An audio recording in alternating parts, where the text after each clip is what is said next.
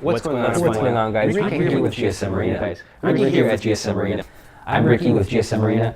Hey everyone, it's me, Enrique. 10 years ago, I was hired by GSMArena to cover tech news. And I got to go to tech events. I got to go to media trips. I got to attend CES in Vegas. I was paid to go travel there to go look at the tech, dissect it, and then report on it. And that was just a dream for me. That was so much fun. I got to meet so many cool people. Over the years, I wrote thousands of news articles. I did dozens of YouTube videos. But then something happened. After all the excitement and the traveling and the news coverage and the smartphone reviews, I got burned out. And here's that story.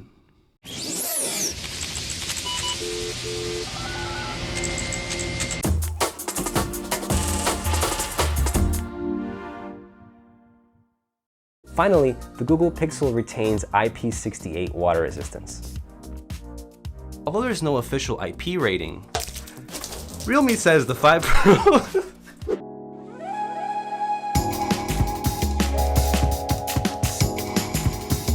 Part of this job was to write news every day, see what companies are covering, see what smartphone companies are doing, what are the latest press releases, what are the latest rumors. There's so many nuanced little things that needed to be reported on, and that's literally part of the job. So naturally, I got tired of that. I got tired of chasing the news cycle. Every time there was a leak, it was a leak and a leak and a leak, and it was just, I stopped caring about the spec wars. I stopped caring about the 2 gigabytes of RAM more, the half megapixel better camera, the incremental updates. I was tired of chasing the story that I didn't feel like was really interesting or there. And not only that, but I was also feeling creatively tired. By the end of the day, I didn't want to look at any screens. I didn't want to look at any phones. I was just tired. And I also didn't feel creative because the creative vision was not mine to have. It belonged to GSMArena. They have their brand, they have their identity, and I was feeling like I didn't want my identity to be meshed into GSM's any longer. So in 2023, I quit. You already have a really good camera in your pocket.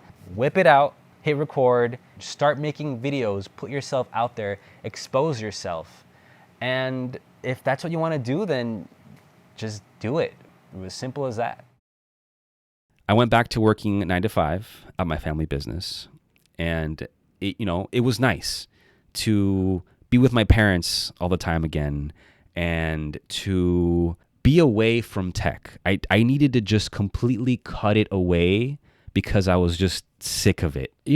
For about a year and a half, I didn't follow any news at all. I didn't care about what phones were coming out. I didn't care what Apple was doing. I didn't care what the Pixel was going to do with the next camera. I stopped caring. And I got an iPhone, which I don't know why that's something that reviewers tend to do when they're like tired of their job. They just buy an iPhone and they just use that as their main phone.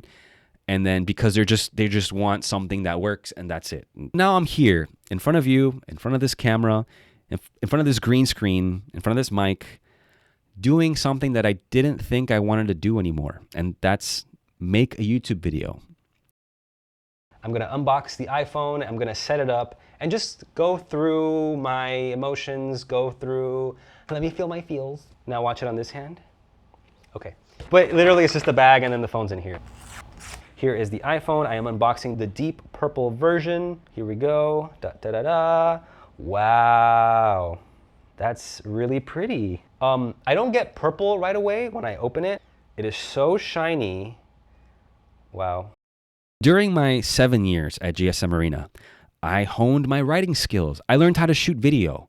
I learned how to be in front of a camera. I learned how to speak better. I made friends with so many different tech lovers, and I found a little community of people where I feel like I can be my authentic self. I feel like everyone else welcomes me with open arms, and it's just something that I've been craving and missing, is that community of people in my life since I left. Tech literally changed my life. And that's not something I'm saying lightly. This thing that I got to do, this job that I got to do, really left an imprint on my heart.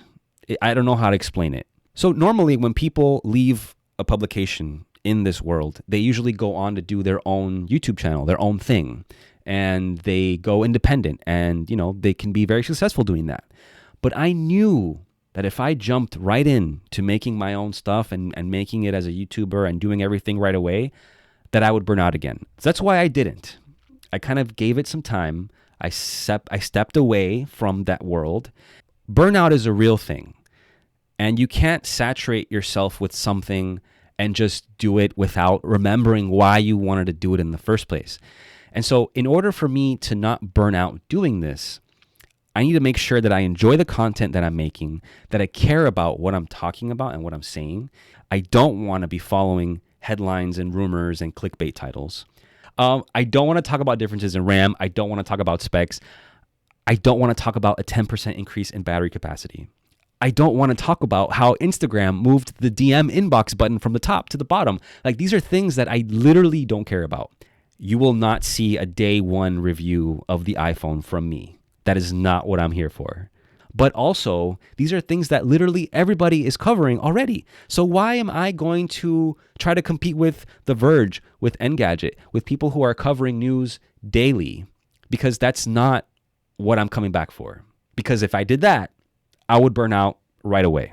I don't want to avoid the news. Like, I will talk about the news, but I'm only going to talk about the news once the story is complete. I want there to be a beginning, middle, and end. Because if I just tell you headlines and this is what's happening and this is what's happening, there's no end, there's no middle, there's no arc, there's no story. And that doesn't seem interesting to me. And then I can take that story, mix it up, put my style on it, put my personality in it, and then wrap it in a box and ship it to you all so that you all can enjoy it with me. That's what I'm doing with CyberNutHQ. That's my idea with this channel. By this point, it's been almost 3 years since I left GSMArena, and I think now I'm ready to come back into this tech world. I'm ready to come back on my own terms, in my own way, in my own style. I'm ready to share with you all my thoughts and feelings and passion for why I started working in tech in the first place. So what kind of things am I going to talk about? I have a couple of ideas. I want to revisit some of the events that happened while I was a journalist. So maybe I will revisit some of the trips that I did, some of the launch events I went to, and just kind of do like a, hey, here's an updated story. And maybe there's a 3-part trilogy to that can be something interesting to show you all. I also want to talk about retro tech. I'm a millennial. I'm 33 years old. I want to talk about the fierce debate between iPods and Zunes, or the early debates about iPhone versus BlackBerry, or just the chokehold that certain pieces of technology had on culture before the iPhone. I want to bring a sense of nostalgia. I want to bring feeling and emotion into tech. And that's why I'm starting this channel. I want to retell those stories and bring them to the present, because there are a lot of cool things that happen that are kind of just lost. People aren't really talking about them. I'm really excited to start sharing content with you all. And I'm excited to review tech again, but I'm going to do it in my own style, on my own terms. This is a brand new beginning for me, and it took me a long time to get here. This is CyberNutHQ. I'll see you soon. Bye.